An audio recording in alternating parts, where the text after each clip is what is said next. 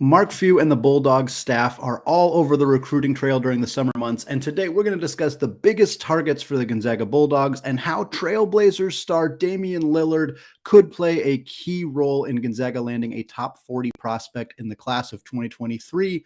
All right, here on the Locked On Zags podcast. Don't go away. You are Locked On Zags, your daily podcast on the Gonzaga Bulldogs. Part of the Locked On Podcast Network. Your team every day.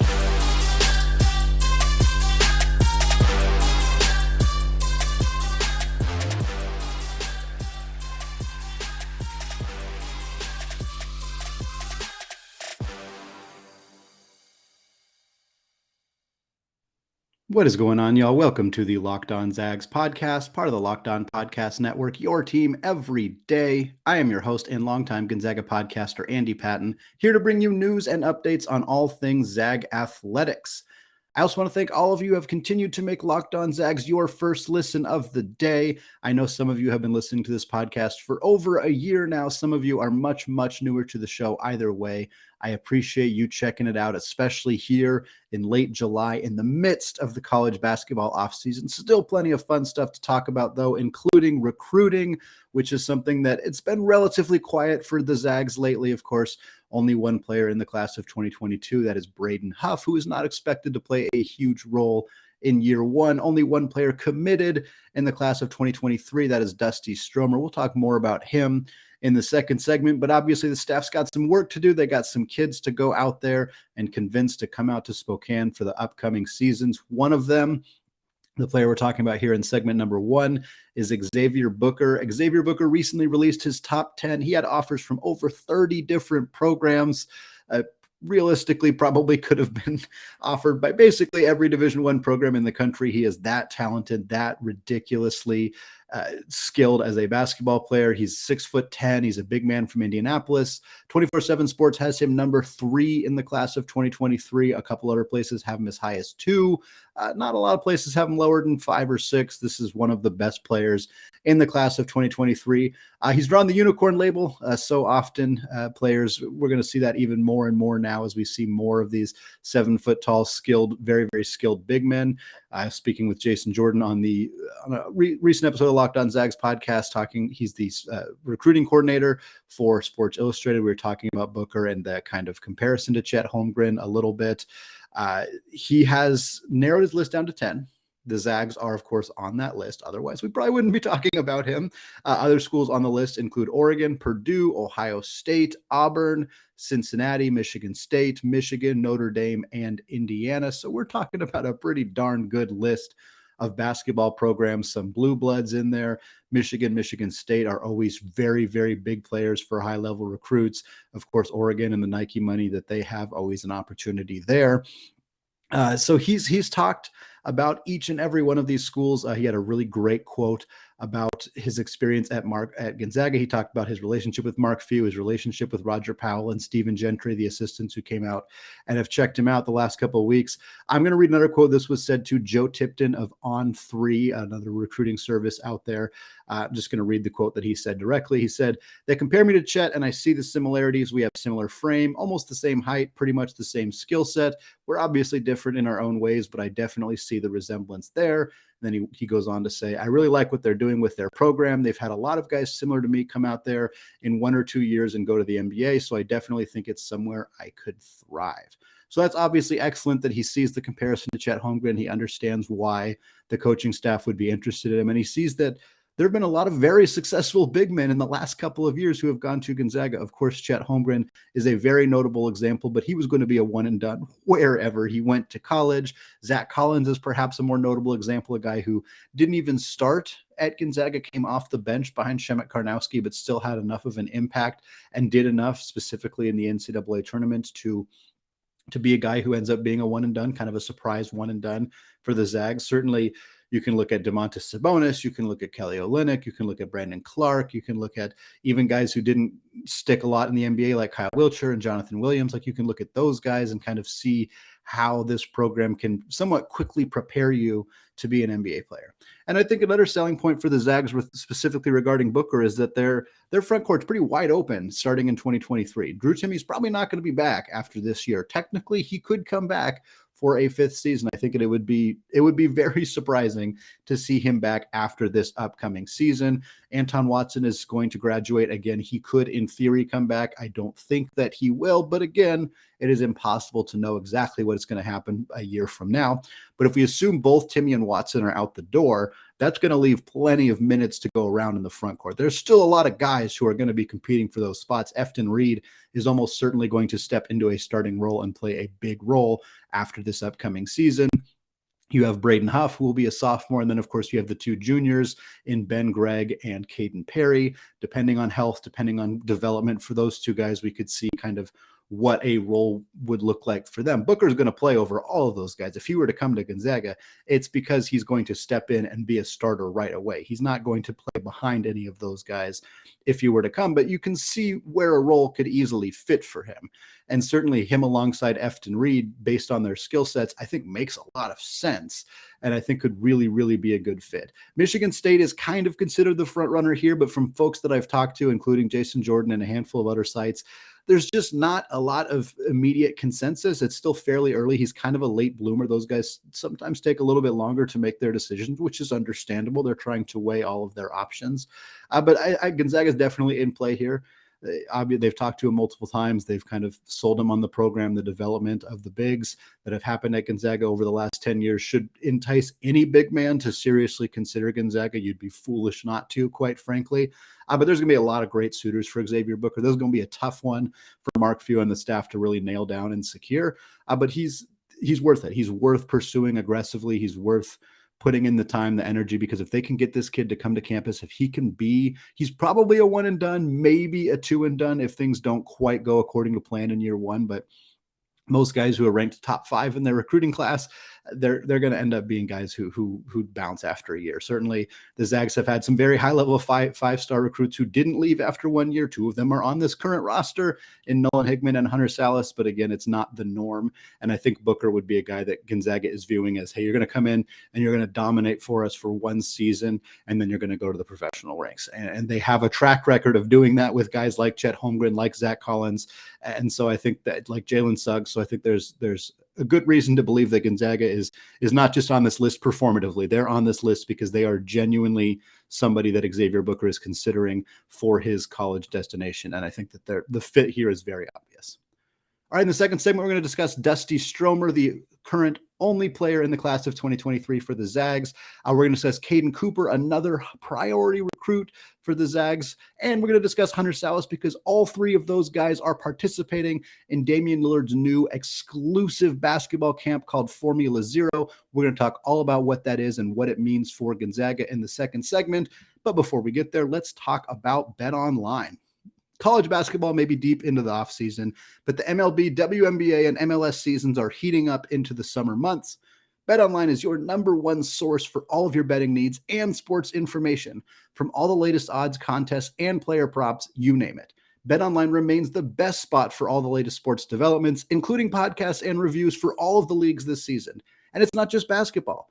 BetOnline is your continued source for all of your sports wagering information needs, including live betting and your favorite Vegas casino games. They even have lines for coaching changes across every major sport, so even in the offseason, you can get your fix. Head to the website today or use your mobile device to learn more about the trends in action. BetOnline, where the game starts. All right, segment 2, still Andy Patton, still Locked On Zags, still talking recruiting here in the last few days of the month of July. There is a new basketball camp. There seems like there's basketball camps cropping up all the time, but this is a very, very exciting one, particularly for Gonzaga fans and hybrid Portland Trailblazers fans, which is definitely my niche, not everybody's niche specifically, but Damian Lillard has started a new basketball camp. It is called Formula Zero. It is taking place in Portland between August 3rd and August 7th. It is exclusive They are very specific to brand themselves as not your typical basketball camp. It is not just pay to play or pay to participate. This is an invitation-only exclusive basketball camp for 20 high school basketball players and 20 college basketball players. The college basketball players are called counselors, but they are also working on and improving their game as well while working with the incoming high school players. The reason that is important is because two players with very specific ties to Gonzaga and a third player who could be a Zag in the future are three of the 20 players participating in this event, or three of the 40 players, I should say, participating in this event. Very exciting to have the Zags all over this kind of event. Dusty Stromer, of course, is one of the high school players participating. He is committed to join the Zags in the class of 2023. Kaden Cooper is also going to participate in this event. He is an uncommitted prospect in the class of 2023, where the Zags are very heavily involved. And then Hunter Sallis is also going to participate as well. So for Kaden Cooper, who's going to be at this event in Portland in the West Coast, he's from Oklahoma, so he doesn't spend a lot of time on the West Coast. He comes out here, he gets to play alongside, he gets to play under Damian Lillard's tutelage. He gets to improve under him. He gets to play alongside Dusty Stromer, who could be his potential teammate in Spokane. And he gets to play alongside Hunter Sallis, or get watched by Hunter Sallis, a player who has made tremendous improvements, a player from the Midwest who has come to Spokane. Cooper's from Oklahoma, not the Midwest. I'm not going to pretend I'm a geography expert. I know they're not next to each other, but being around somebody who has chose to come all the way across the country to Spokane and who had a good freshman year, but has improved his game, has gotten better, is ready to take on a bigger role in year two. This all seems like really, really good natural salesmanship that could occur between Stromer, between Sallis, and selling Kaden Cooper on coming to Spokane. Cooper's going to be a tough sell. There's a lot of money involved in NIL. There's a lot of programs that are very interested in him. He's also a late riser. The Zags are very, very good at identifying players who rise up the ranks as their high school careers continue. Dusty Stromer is a great recent example of that, but this happened with Dominic Harris. This happened with Julian Strother. This has happened with Zach Collins, was a 4-star until the very end when he became a 5-star well after he had committed to Gonzaga. This is something that the coaching staff continues to be absolutely excellent at. Kaden Cooper is a guy who's kind of late rising. The Zags have been in on him on a while. He visited Spokane during Hoop Fest weekend, so he got to come to the greatest basketball city on the planet during the greatest basketball weekend on the planet as well. Very, very excited that he got to be there for that. So I think this is great. This is great news, obviously, not just for the fact that these guys are all going to get better at basketball. It's only a 5-day camp, but learning from Damian Lillard, learning from the other players at this camp, obviously the Dusty Stromer, Kaden Cooper part of it is significant, because if this camp has in any way, shape, or form helps convince Cooper to pack his bags and move to Spokane, that is tremendous. We all owe a gratitude to Damian Lillard if that ends up happening, because this kid is the real deal. But I'm honestly really excited about what this is going to do for Hunter Sallis too. We've already talked at length on this podcast, on the website, scorezagscore.com. Check it out if you haven't yet. We've talked about Hunter Sallis. We've talked about the improvements that he needs to make, the improvements that he is making, and what kind of role he could have in year two. Getting to spend 5 days alongside Damian Lillard is a pretty darn good start, but it's not just Dame. The other college basketball players who are participating in this event is a litany of really, really talented players. We're talking Caleb Love from North Carolina. We're talking Keontae George from Baylor. We're talking Graham Ike from Wyoming. We're talking Jalen Wilson from Kansas. Those are just a few of the really, really talented basketball players who are participating in this event. All of those guys are going to iron sharpens iron. That's the phrase. All these guys are going to make each other better. Hunter Sallis is going to get better purely by being around these guys for 5 days. He's going to get a chance to learn more about Dusty Stromer. There's a chance that Stromer and Sallis do not play together. Sallis could very easily play his way out of Gonzaga this year and into the NBA draft if he has the kind of season many believe he is capable of. And we're, of course, talking about a guy who was a top 10 recruit in his class, the first and only 5-star in the state of Nebraska's history. This is a very talented basketball player. Wouldn't be surprising at all to see him be among the first 30 players selected in the 2023 NBA draft. But there's also a chance that he plays more of a reserve role again, or opts to return to school. Certainly, we've seen guys make surprise decisions to come back to school. We saw it a few months ago with Julian Strother and Drew Timme, in which case Sallis would come back to a team that does include Dusty Stromer, that may include Kaden Cooper if things go according to plan at the Formula Zero camp this month. So this is very exciting for the Zags. This is very exciting for Sallis to get an opportunity to work alongside some elite college basketball players, and of course, one of the best point guards in the NBA in Damian Lillard. It's great for Dusty Stromer to get those same experiences, and it's great for the Zags that Kaden Cooper is going to be there, that he's going to see two players who are speaking the love language of Spokane, talking about how excited they are for the upcoming season, how excited they are for their career under Mark Few at Gonzaga in Spokane, all of that. So this is one of those things that it may not work. Kaden Cooper may still end up going to Michigan State, Michigan, wherever he ends up going, but it's still a very cool opportunity for the Zags for two key pieces for the Zags' future to get better in front of Damian Lillard, in front of a high-level, high-performance basketball camp for a week, and it could land the Zags a really, really high-level recruit as well, which is just an added bonus, a win-win for Spokane and for the Zags. We're going to come back in the third and final segment of the show. We got two other class of 2023 recruits that I want to talk about. They're players the Zags have formerly made offers to, but we haven't really discussed them much on the podcast. So we're going to look at who they are, what kind of basketball players they are, and what they would bring to Spokane if they were to commit right after this. All right, segment 3, still Andy Patton, still locked on Zags, and we're still talking recruiting, specifically class of 2023 recruits. We talked Xavier Booker in segment 1, who listed Gonzaga among his top 10. We talked about Kaden Cooper and what his participation in Damian Lillard's Formula Zero camp could mean for the Zags. And now here, segment 3, we got two more players to talk about. First up is a player the Zags offered quite a while ago. I believe it was back in April that they extended him a formal offer. That is guard Wesley Yates. Yates is a 6'4" combo guard out of Beaumont, Texas. He is number 31 in the class of 2023 per 24/7 Sports. So right around the top 30, top 40 range for Yates. The scouting report on him is excellent. He's a big-bodied scorer. He's 6'4", 200 pounds. So he's a big dude. He's a strong, physical dude. He's filled out in his body already. He's an excellent scorer. He's a bit of a streaky outside shooter, but I'm going to give you a secret here. Most 18-year-olds are streaky outside shooters. It's very rare to see a guy be a knockdown, consistent outside shooter at that age. It's just unusual. Corey Kispert was a streaky shooter in college. Look what he turned into, or in high school, excuse me. Look what he turned into by the time he finished college. So streaky shooter is not something that really concerns me. He's already demonstrated the ability to shoot from NBA range, which is fantastic. He can get to the rim well. He's a very, very good athlete. He plays above the rim at times. He's working on his defense.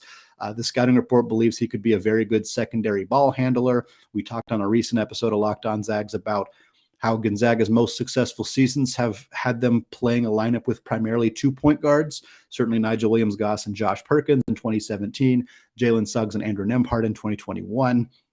So Wesley Yates being a secondary ball handler, a guy who you can give the rock to and let him create, or he can kind of play more of an off-ball role as well. That really fits in well with what Gonzaga looks for in their guards, what they want to do offensively. So it definitely makes some sense. Now, Yates has got over 20 offers, including one from Gonzaga, of course, but he's only taken 3 visits.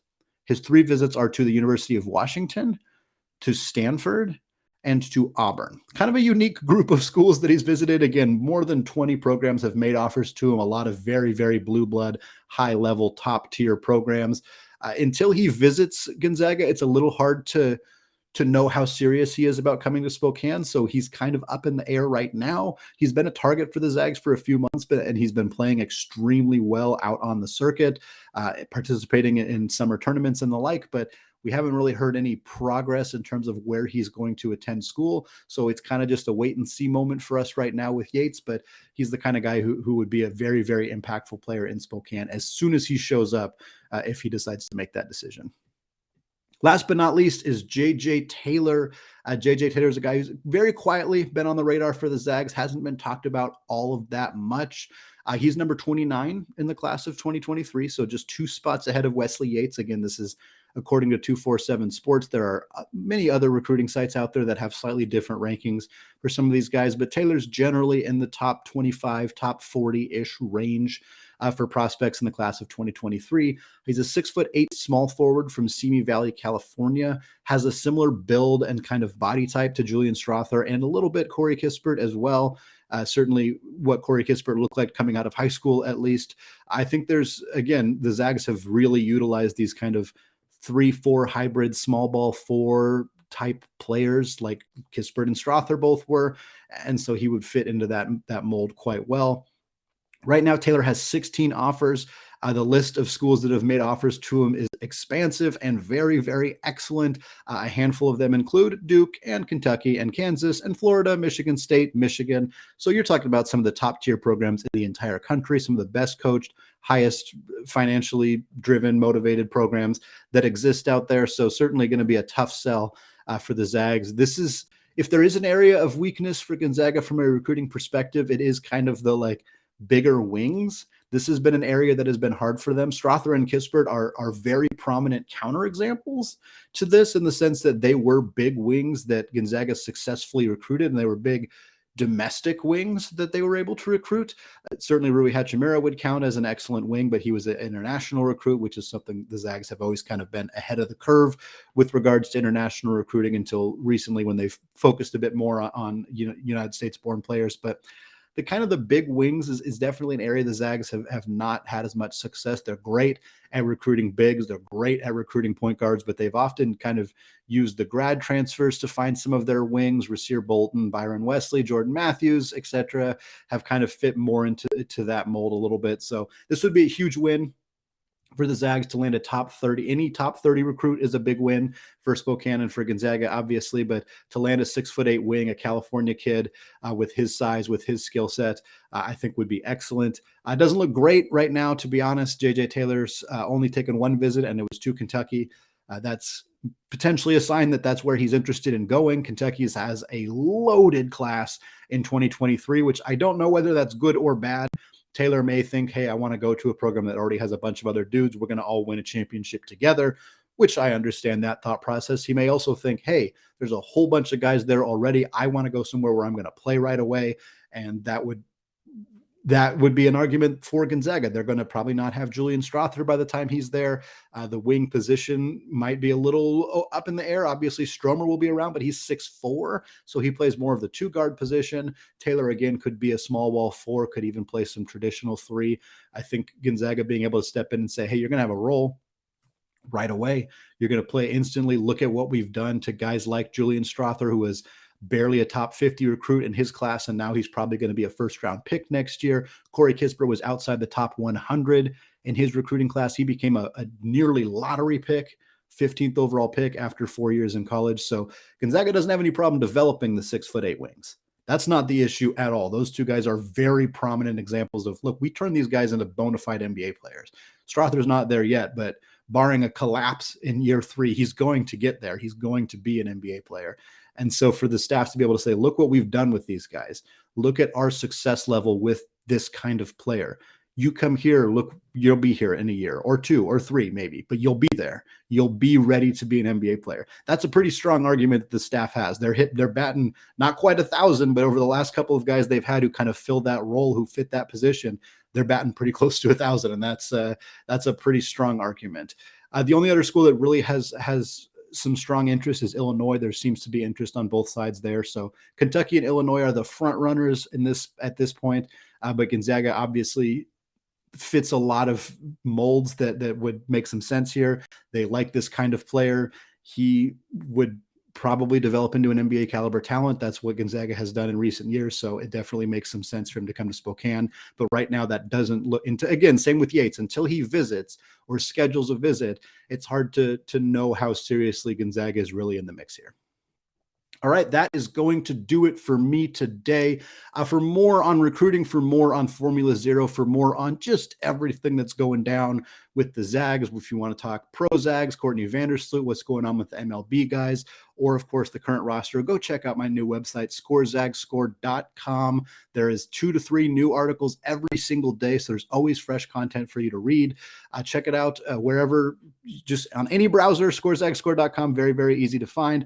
Way more fun stuff coming later this week here on the podcast. We're going to talk Malachi Smith. We're going to talk about the upcoming roster and some potential lineup situations that I foresee for the future right here on the Locked On Zags podcast. Available wherever you get your podcasts and available on YouTube as well. Check it out there if you haven't yet. Finally, thank you again to all of you who have made Locked On Zags your first listen of the day. Locked On WCC may not exist yet, but you can get more informed on the West Coast happenings by making Locked On Pac-12 your second listen of the day. Host Spencer McLaughlin and the local experts of Locked On take you across the Pac-12 in 30 minutes, 5 times per week. All right, thank you all for listening, and go Zags.